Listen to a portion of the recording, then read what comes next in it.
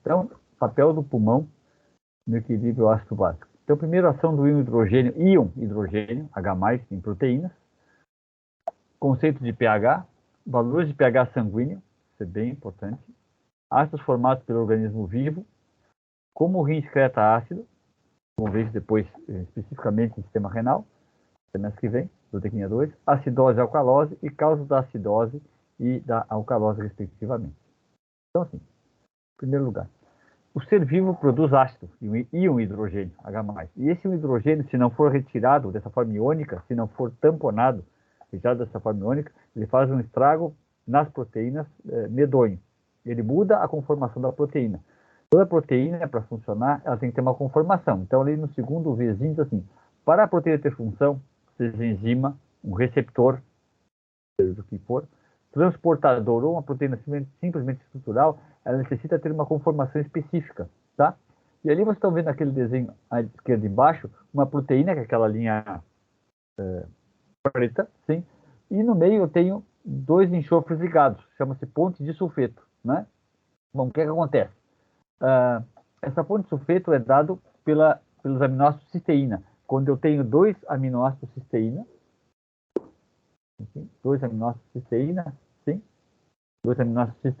obrigatoriamente eu vou fazer ponte de sulfeto. Então, tem cisteína na mesma molécula, ou em outra molécula diferente, né, tendo duas cisteínas próximas, elas vão fazer ponte de sulfeto. Sai um hidrogênio do SH e forma um ponte de sulfeto. O que acontece? No terceiro vizinho, o hidrogênio nesta forma iônica, liga-se à ponte de sulfeto, reduzindo-as. Você já vai colocar hidrogênio em cada enxofre, e aí eu tenho a desnaturação proteica. Vai voltar à cisteína original, SH. O radical da cisteína é CH2SH, reduzido. Quando as cisteínas estão próximas, perde-se hidrogênio e forma ponte de sulfeto, que garante, mantém as estruturas próximas, mantém as estruturas próximas, tá? Então, a desnaturação proteica implica em perda de função. Perda de função. Por isso que uma acidose é tão perigosa, porque ela vai afetar a conformação de enzimas. Se a enzima perde a sua conformação, ela não funciona mais. E aí eu tenho alterações inorgânicas severas. Principalmente no sistema nervoso central, porque é o que controla imediatamente o organismo, né? Se o metabolismo neuronal não funciona, o organismo não vai funcionar adequadamente, acarretando a morte do sujeito, tá? Vocês vão ver isto, diabetes mellitus, que o professor Paulo Ivo estuda bastante e gosta do assunto, em endocrinologia, na zootecnia 2, a diabetes mellitus, ela poderá provocar acidose metabólica, produção de ácido e hidrogênio, H+, e essa acidose vai causar desnaturação proteica e poderá levar à morte, tá? Coma, ou seja, um apagamento do sistema nervoso central, né, das áreas principais, e aí a morte do sujeito, acidose, tá? O sistema nervoso central pifa, né, em suma, é isso. Por causa desse raio desse hidrogênio que desnatura a proteína. O que nos interessa aqui são os enzimas. Bom, então assim, o que é esse tal de pH? Então vamos ver bem em cima. Esse livro, esse que foi escrito aqui, foi tirado do livro do Félix Gonzalez do Cerone, Sérgio Cerone Silva, Introdução à Bioquímica Clínica Veterinária, que já tem no Lume, nem na biblioteca do ICBS. Sim, vocês têm acesso a ele, tá? É um livro muito esclarecedor. Vocês vão trabalhar com bicho, eu aconselho que quando precisarem de parâmetros bioquímicos e sobre metabolismo, consultem esse livro, Introdução à Bioquímica Clínica Veterinária. Muito bem escrito, do Félix e do Cerone, tá? Pegar na nossa biblioteca. A última edição já está disponível para vocês. 2022. Bom, então vamos ver lá em cima. Primeiro, que conceito de pH? Sempre assim, lembrando, P minúsculo de potencial de hidrogênio. P maiúsculo é pressão. Então, sempre pH, o P desse pH sempre será minúsculo, que é potencial de hidrogênio. Se fosse pressão, aí P é maiúsculo. Isso é bem importante, tá? O pessoal coloca pH tudo na mesma letra maiúscula. Não, o hidrogênio, que é um elemento químico, tem que ser maiúsculo, mas o P é pequeno, minúsculo, né? Bom, a água tem leve tendência a ionizar-se. A água vai liberar o cátion hidrogênio e o ânion OH. Sim? O grau de ionização da água quantitativamente pela constante de equilíbrio é assim. Então, você tem constante de equilíbrio, a concentração em cima das substâncias dissociadas e embaixo a molécula inteira, tá? Bom, em 1 litro de água, vocês vão ter, mil gramas, vocês vão ter 55,5 moles de água, em peso molecular de 18, tá? E a constante de equilíbrio da água, essa constante já está medido isso, é 1,8 vezes 10 na menos 16, isso é constante. Então, notem, eu tenho a concentração de água, de 1 litro de água, de moles, né, moles de água, e a sua constante de equilíbrio. Se eu aplicar na fórmula, eu vou ter aquele resultado, concentração de hidrogênio vezes a concentração do íon hidroxila é 1 vezes 10 na menos 14 mol. 1 vezes 10 na menos 14 mol. Então, o que acontece? Ó?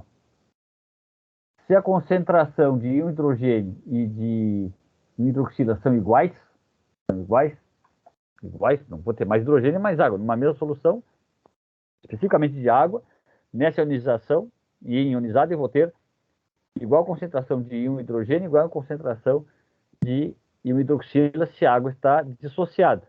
Sim? Para 1 litro de água, eu vou ter esse valor, 1 vezes 10 na menos 7 mol de íon hidrogênio.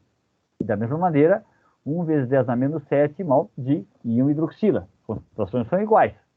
Então, vejam bem, ó, o que vai acontecer? Aplicando a fórmula do pH, que é menos log de um hidrogênio, o pH, numa concentração em que as concentrações de um hidrogênio e hidroxila são iguais, as duas, o pH é 7. Se a concentração de um hidrogênio e hidroxila nessa solução são iguais, o pH é 7. Tá bem?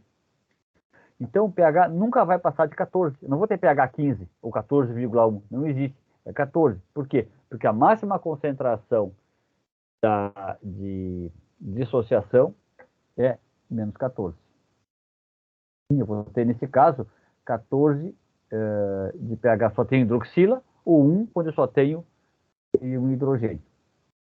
Tá bem? No máximo 14. Não vai ultrapassar por causa daquele número 3 ali, quando eu tenho essa presença de moles de água e a concentração total, a concentração o somatório das concentrações de um hidroxila e um hidrogênio é menos 14.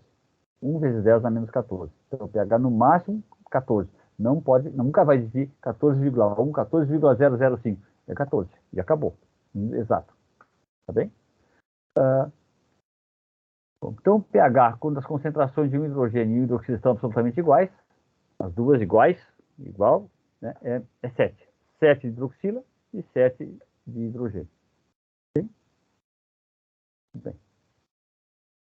Bom, quais são os valores de pH sanguíneo? O organismo, ele lança a mão de vários sistemas tampão. O sistema tampão é aquele que retira hidrogênio da forma iônica. Tira o hidrogênio H+, da forma iônica. Ele fica como hidrogênio, mas perde aquele caráter iônico, sim, de carga. Porque se deixar iônico, ele vai desnaturar a proteína. Então, tampão. Nosso organismo, ser vivo, produz um hidrogênio. Faz parte, produz ácido. Então, esse hidrogênio tem que ser tamponado. E o nosso organismo tem vários sistemas, e eficientíssimos, ao longo da evolução, para retirar esse hidrogênio da forma iônica, tá? Então, o pH é mantido num limite muito estreito para evitar que haja desnaturação proteica. Aí se vai enzima, se vai receptor, proteína estrutural, transportador, acabou-se. Então, assim, no sangue arterial, o pH é, lá em cima, 7,40 em vermelho, com uma variabilidade de 0,02. Alguns livros dão 0,03.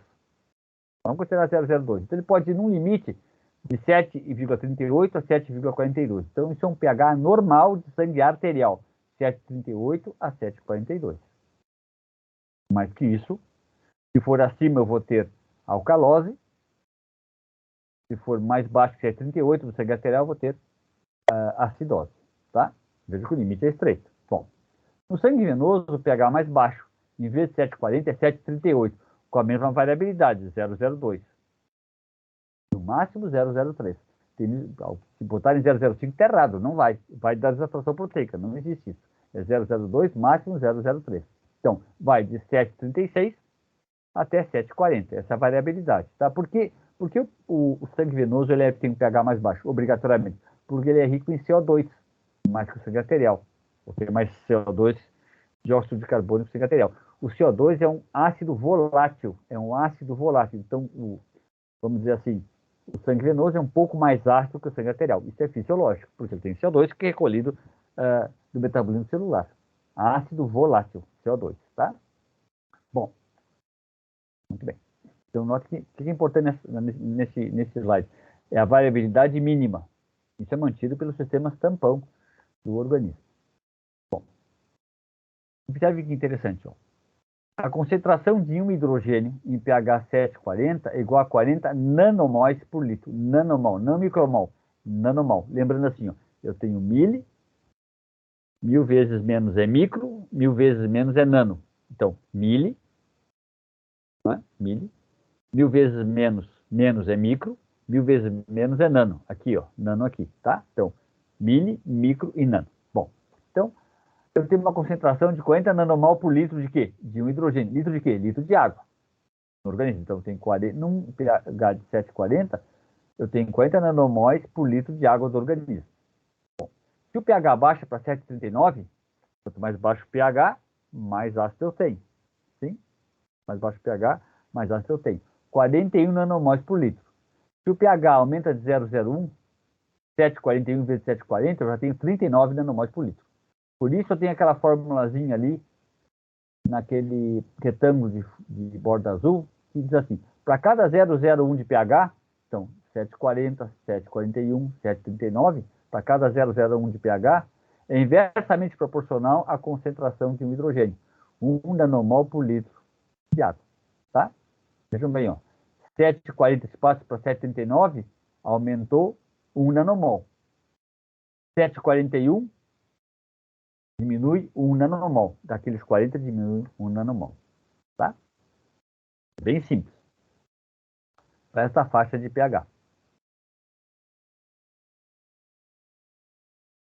Bom, muito bem. Quais são os ácidos formados pelo organismo vivo? Então, primeiro, o de maior volume é o ácido volátil, que é o CO2. Está naquele retângulo de fundo amarelo. Tá? Então, como exemplo, um animal de 60 quilos, um porquinho de 60 quilos, uma ovelha já mais gaúda, 60 quilos, tá? Um animal de 60 quilos tem, em média, 36 litros de água. 36 litros de água, tá? Bom, e ele vai produzir, na forma de CO2, 10 mil milimol de hidrogênio por dia. 10 mil milimol de hidrogênio por dia. Tem que fazer exercício, tá? Sim? Bom, como ele tem 36 litros, para cada litro eu vou ter 277,7 milimol de litro de hidrogênio por litro de água. Então, esses 10 mil milimol é no bicho total por dia. Quanto tem por litro? Basta dividir esses 10 mil por tantos litros. Então, eu vou ter aproximadamente 300 milimols de um hidrogênio por litro de água. De onde é que vem esse hidrogênio? Formado a partir desse CO2, que é o ácido volátil. Tá? Bom, então assim, ó, vocês vendo 300 milimol por litro é igual a 300 milhões de nanomol por litro. Lembrando, milimol, micromol, nanomol. Milimol, micromol, nanomol. Tá? Bom, o normal, o pH 7,4, é 40 nanomols por litro. 40 nanomols por litro, bem na figura central. Então, vejam bem, ó, a quantidade é mínima de hidrogênio que tem que estar presente. Então, desses 40 para frente tem que ser excretado. Graças a Deus, esse CO2 é sempre expirado. Ele nunca vai acumular, ele nunca vai ter 10 mil milimols por litro de hidrogênio por dia. Vai morrer o bicho, de cara. Né? Então, o CO2 ele é produzido e liberado, produzido e liberado, produzido e liberado pela respiração. Daí que vocês veem assim, ó, se o sujeito respira pouco, por inflamação do pulmão, chama-se pneumonia, por tumor, câncer de pulmão, né? Por uma fibrose pulmonar, que não troca ar, acumula CO2 do sangue. Vou ter acidose, é fatal. Acumulou CO2, porque esse CO2 não está sendo liberado. Esse hidrogênio produzido na forma de CO2 não está sendo liberado. Tá? 40 nanomols. Bom, Tranquilo? Por isso que o CO2 está sempre produzido e sendo liberado. Não pode acumular, porque senão eu vou ter essa barbaridade, 300 milhões de nanomóis de hidrogênio por litro de água, quando o normal é 40 nanomóis por litro de água. Então, essa produção brutal é sempre esperada em 24 horas, sempre.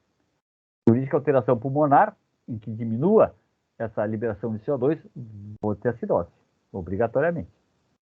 Bom, os ácidos fixos, vocês têm dois. Nós produzimos ácido sulfúrico, que é um ácido fortíssimo, né? Não existe ácido fortíssimo, existe ácido forte. Ácido forte é aquele que se dissocia facilmente. Ácido forte, cadê a caneta? Se dissocia facilmente. E o hidrogênio e a base. Isso é o ácido forte, se dissocia fortemente. Facilmente. O ácido fraco se dissocia com dificuldade. Custa a liberar esse hidrogênio, tá? Bom, muito bem. Então, de onde é que vem esse ácido sulfúrico? De metabolismo de substâncias com enxofre. Por exemplo, cisteína, metionina, tem enxofre. Ácido sulfúrico. Ácido fosfórico, metabolismo de substâncias com fósforo. Fosfolipídios, fosfoproteínas e fosfoglicídios. Substância com fósforo, não é? O DNA tem a ribose, fosfoglicídios. Sim, ribose com fósforo, tá? DNA e RNA, né? Produzimos ácido sulfúrico e ácido fosfórico. Em pequena quantidade, mas produzimos. Bom, e os chamados ácidos orgânicos? Esses ácidos orgânicos, eles se tornam preponderantes, eles aumentam em doenças metabólicas. Doenças metabólicas. Sim? Por exemplo, vocês têm ali o ácido lático, de onde é que ele vem? Do metabolismo anaeróbio do músculo esquelético.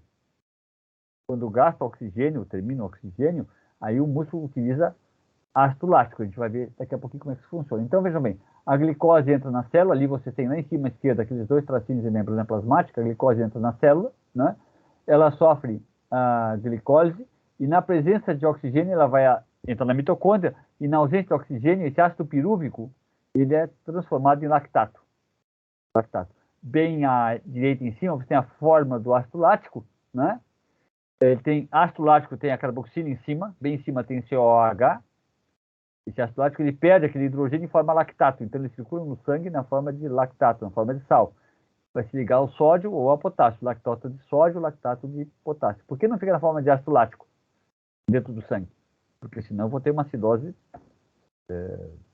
presente, né? Então, o ácido lático, uma vez formado, fora da célula, ele perde hidrogênio e forma lactato. Esse hidrogênio vai ser captado por proteínas, tamponado por proteínas, tá bem? Bom, e olha que interessante, como é o ciclo de Cori? Em cima, à esquerda, à direita, isso aqui foi tirado, essa fotografia do livro da Denise Ferrer, Bioquímica Ilustrada, é um bom livro de bioquímica, muito esclarecedor, informações bem atuais, não é porque ele é ilustrado que ele é michuruca, pelo contrário, tem informações preciosas, tá? Então, se você tem um músculo, no meio o sangue, circulação sanguínea e embaixo o fígado, tá? Então, como é que é o ciclo de Cori? No músculo, a glicose é transformada em lactato, na ausência de oxigênio, tá? Esse lactato sai do músculo e atinge o fígado, onde o fígado ele é convertido em glicose, chama-se neogênese, formação de glicose a partir de compostos não carboidratos. O lactato não é um carboidrato, sim? Então, é a formação de glicose gliconeogênese a partir de compostos que não sejam carboidratos. Então, esse lactato é formado de glicose e vai ao sangue onde ele pode ser captado pelo músculo de novo. Chama-se ciclo de Cori. Ciclo de Cori. Eu era o lactato no músculo e agora sou uma glicose no fígado. E essa glicose pode ser armazenada na forma de glicogênio ou liberada para o sangue para utilização pelo músculo de novo. O organismo poupa o que pode. Isso é bem importante. Bom, então são os ácidos orgânicos, tá? Tem mais dois. Os chamados corpos cetônicos. O ácido acetoacético e o ácido beta-hidroxibutírico. Então, veja bem, o lactato, quando eu tiver uma atividade muscular intensa, eu vou produzir bastante ácido lático, ou lactato, porque na falta de oxigênio, pela atividade metabólica intensa no músculo, exercício intenso, vai liberar lactato para o sangue, né? Consequente liberação de um hidrogênio. Corpos cetônicos, ácido acetoacético e ácido beta-hidroxibutírico, são só dois, esses dois. Bom, o que acontece? Lá naquele retângulo de fundo amarelo, são sintetizados esses dois corpos cetônicos quando há intensa lipólise, por falta de energia. Você sabe que antes primeiro o açúcar, carboidrato, glicose, depois de apertada a glicose, utiliza-se a oxidação de ácidos graxos e, por último, a proteína. Então, quando eu tenho a degradação de proteína para fornecimento de energia, se diz que o bicho ou a pessoa está em caquexia, porque já começa a degradar a massa muscular, diminui a massa muscular, que tem origem em proteína, né? A miosina, diminui a massa muscular. Isso indica que o metabolismo está energético, está muito debilitado, está muito deficitário, porque já estou utilizando proteína, que é uma estrutura nobre do organismo, para produzir energia. Tem alguma coisa bastante errada, e o sistema não está conseguindo repor essa energia, porque está degradando essa proteína. Bom, então o que acontece? Naquela primeira setinha em cima, à esquerda, o ácido graxo é clivado em unidade de 2 carbonos, para quê? Para formar acetil.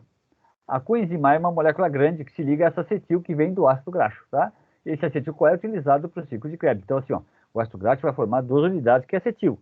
Na mitocôndria se liga à coenzima A, ciclo de Krebs. Bom, numa intensa lipólise, que é a grande necessidade de energia, forma muito acetil-CoA, satura o ciclo de Krebs, e essa acetil ela é desviada para corpos cetônicos.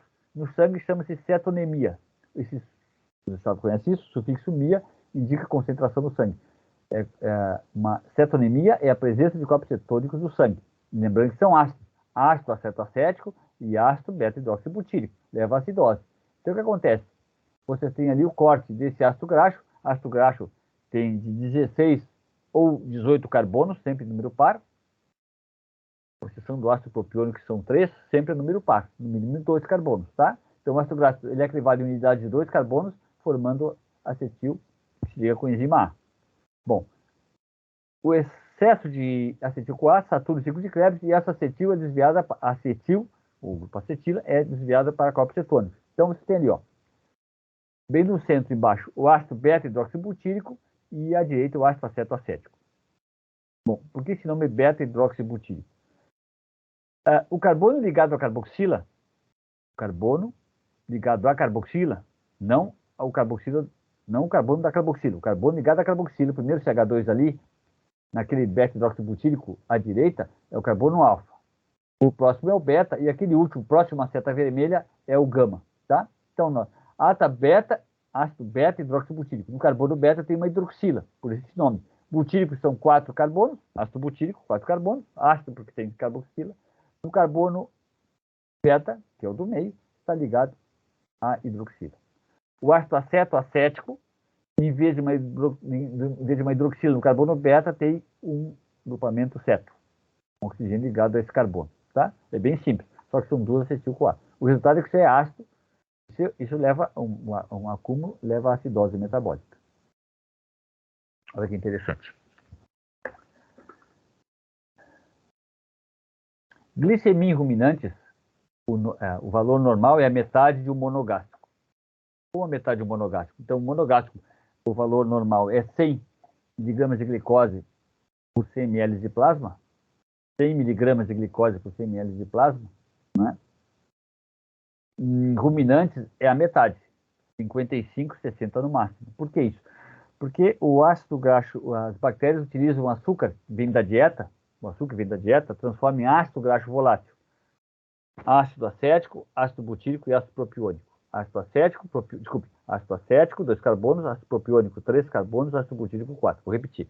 Ácido acético, 2 carbonos, ácido butírico, ácido propiônico, 3 carbonos e butírico, 4. Eu estou com o butírico na cabeça. Esse ácido propiônico, no fígado, absorvido no rumen e no omaso, ruminantes, pseudo-ruminantes, esse ácido propiônico é transformado em glicose. Então, a liberação de glicose no sangue é um processo contínuo, porque vem da conversão desse ácido propiônico em glicose, que é uma gliconeogênese, tá? Então, o que acontece? A glicemia de ruminantes é baixa.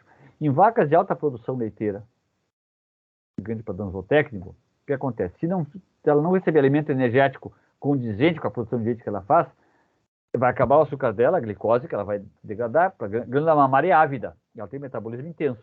Então, se a glicemia já está baixa, vai degradar logo vai lisar essa glicose e vai utilizar lipídios. Forma uma intensa lipólise, produz muito acetil, satura ciclo de Krebs, as mitocôndrias, fígado e músculo, glândula mamária, e resultado é que vai formar corpos cetônicos. Então, em animais de alta produção leiteira que não recebem alimentação energética proporcional, eu vou ter cetonemia, ou acetonemia, ou cetonemia, então acidose metabólica, bem severa, o animal vai sofrer com isso, e também um hálito cetônico, chama-se cetose, liberação de corpos cetônicos pela boca. Tá bem? Exemplo pessoal. Eu estava alegremente terminando meu doutorado, numa fase bem complicada da minha vida profissional, vamos dizer assim. Estava bem estressado e eu fiz, como eu não tenho muita reserva energética, eu sou seco, né? mais que magrela, sou seco. Eu fiz uma intensa lipólise e comecei a liberar corpos cetônicos. Entrei em cetonemia, intensa lipólise, pelo estresse medonho, né? Imagina o bombardeio na Ucrânia, é por aí, né? Gentilmente. Bom, então, estresse medonho, liberava corpos cetônicos e a minha namorada na época achava que eu tinha mau hálito. E eu vai escovar os dentes, vai limpar a língua e sempre com aquele corpo cetônico na boca. Depois que eu me dei conta, o burro, né? Eu estava fazendo uma cetonemia por intensa lipólise pelo processo. Podia escovar os dentes que eu quisesse, não ia tentar pela intensa lipólise. Passado o estresse, depois as coisas se acalmaram, aí acabou-se a cetonemia. Acidose, estava em acidose metabólica. Sim? A ponto de liberar esse hálito de, como se fosse quase vinagre pela boca, né? Experiência pessoal. Bom, olha que interessante. Como é que o rim excreta ácido? Como é que o rim excreta ácido? Bom, essa cetose, essa cetonemia tem tratamento, né? Essa acidose tem tratamento. Vai colocar álcali no sangue. Bom, como é que o rim excreta ácido? Que interessante. Vocês têm ali, ó, vamos ver isso depois de renal em detalhes, tá? Tem uma setinha violeta em cima que é o filtrado glomerular. O plasma, não o sangue, o plasma, o líquido plasma, né? O bicho fica com um hálito de cetona, não é vinagre, desculpa, é cetona. Perdão, exato, errei. Entusiasmado, já. Cetona, né? Ácido acético. Bom, então, na filtração, primeiro, bem em cima ali à esquerda, isso aqui então é um néfron, que é a unidade funcional do rim. Então, estudando o néfron, estou estudando a função renal. Então, tem a filtração do plasma, não do sangue, filtração do plasma, que é a porção líquida. R é a reabsorção. O que interessa é o organismo volta para o sangue, por exemplo, glicose e aminoácidos passam facilmente pelos capilares glomerulares. Facilmente pelos capilares glomerulares, são filtrados com facilidade.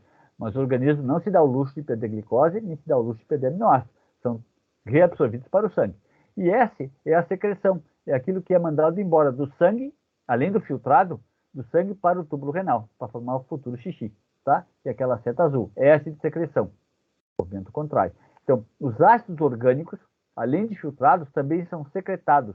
O organismo trata de se livrar de ácidos que ele produz, ácidos orgânicos, sim, mais ácidos, principalmente os orgânicos, através da secreção, tá? Então, além de filtrado, aumenta a sua concentração na urina graças a essa secreção ao longo do néfron. Néfron, em grego, quer dizer rim. Nefrologista é o sujeito que estuda o rim. Estuda o néfron, tá? O rim como todo. Bom, como é que o rim se livra do ácido produzido, se livra desse CO2, né? Então, ali vocês têm, bem à esquerda, duas linhas vermelhas verticais que estão representando limites de um capilar sanguíneo, e à direita um desenho cinza azulado que é a célula do túbulo renal, tá? Para a luz do túbulo renal, aquele amarelinho ali, aquele túbulo amarelo, não ducto, túbulo amarelo, né? Vocês têm a luz, tá? E essa célula tem evaginações e invaginações, dependendo do local. Eu tenho maior ou menor quantidade de microvilosidades, são evaginações e invaginações. Aumento de invaginações e evaginações, aumento de superfície de contato com essa luz. O que acontece? O CO2 se difunde facilmente para dentro da célula, vocês já viram isso, bem lipossolúvel, se une com a água e graças à anidrose carbônica forma ácido carbônico. Vocês também já conhecem isso, AC. Esse ácido carbônico se dissocia em um hidrogênio, que sai para fora por um transportador, e esse bicarbonato volta para o sangue. Então, esse íon alcalino minimiza a acidez do CO2. Minimiza a acidez provocada pelo CO2. É bem simples isso, tá? Esse hidrogênio, então, ele vai sair na luz na luz, onde essa forma de íon hidrogênio vai ser tamponado também. Não vai ficar na forma de hidrogênio na luz. Tá? Bom, dependência renal. Quando eu tenho uma acidose e uma alcalose, olha que interessante. Eu vou ter uma parceria rim-pulmão.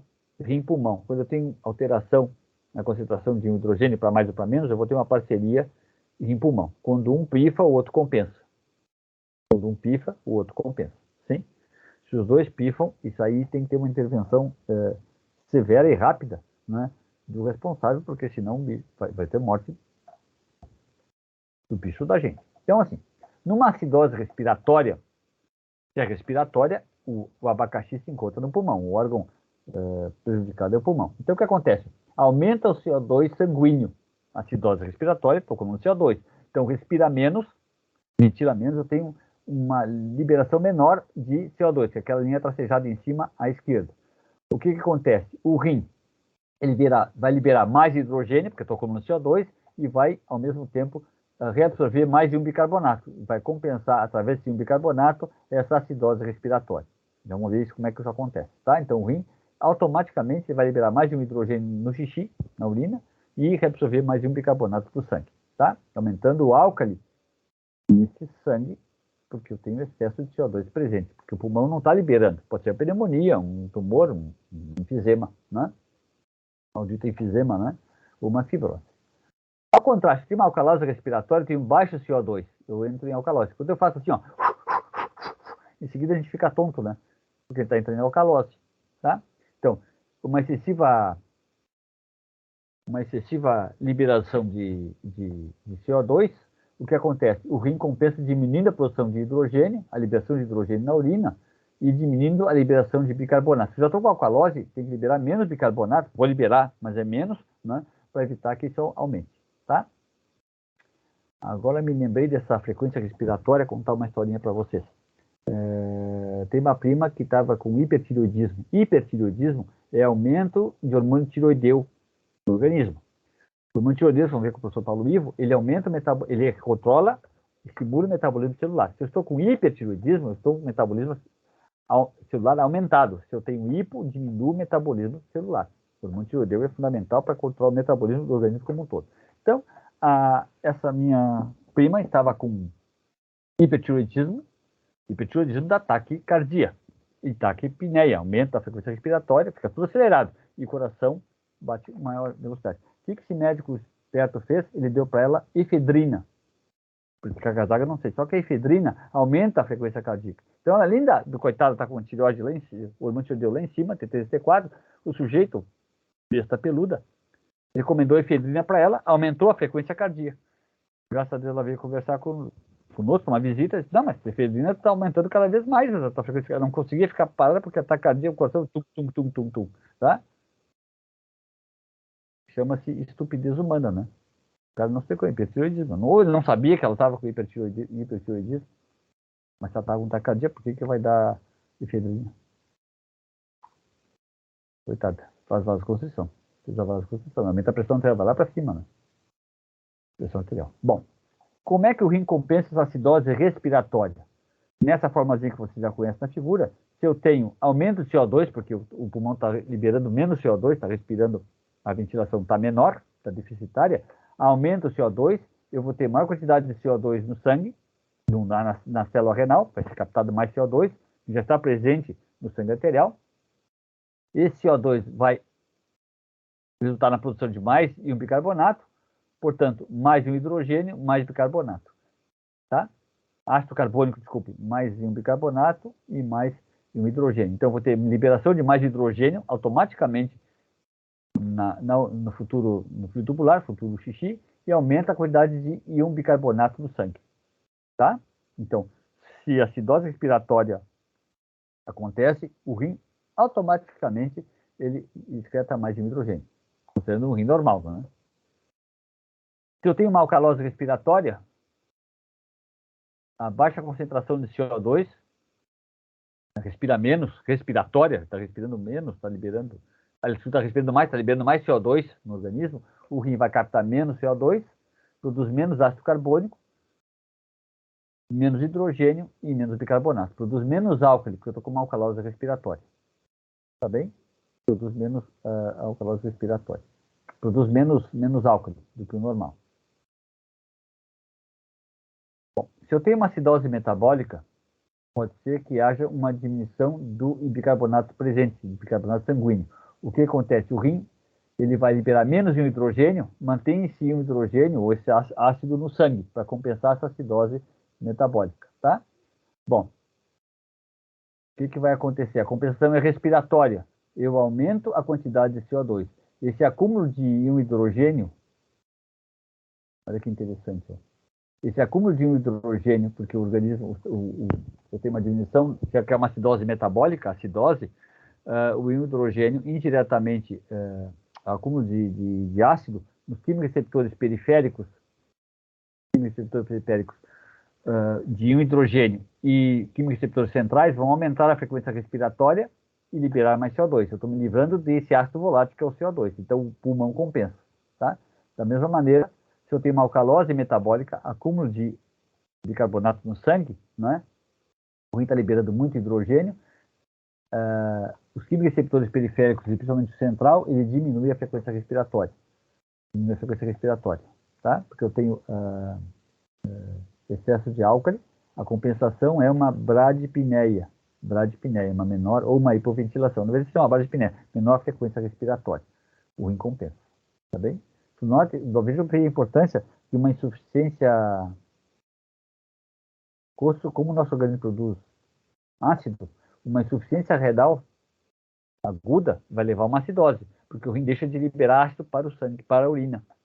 Uma insuficiência renal, se for aguda, é terrível, ela deixa de liberar, o rim deixa de liberar hidrogênio para a urina e captar de volta, reabsorver bicarbonato do sangue. É bem complicado. Bom, aqui vocês, não vou entrar em detalhes, são as causas de acidose respiratória e causas comuns da alcalose respiratória. Foi retirado do livro do Levitsky, que é Fisiologia Pulmonar. Né? Eu não sei se a biblioteca da CBS tem esse livro, provavelmente tem. Sim, provavelmente tem. E aqui, as causas comuns da acidose metabólica. Causas comuns da acidose metabólica. E da alcalose metabólica. Então, tá bem? Alguma dúvida, pessoal? Tranquilo? Tá bem. Vou parar então a gravação.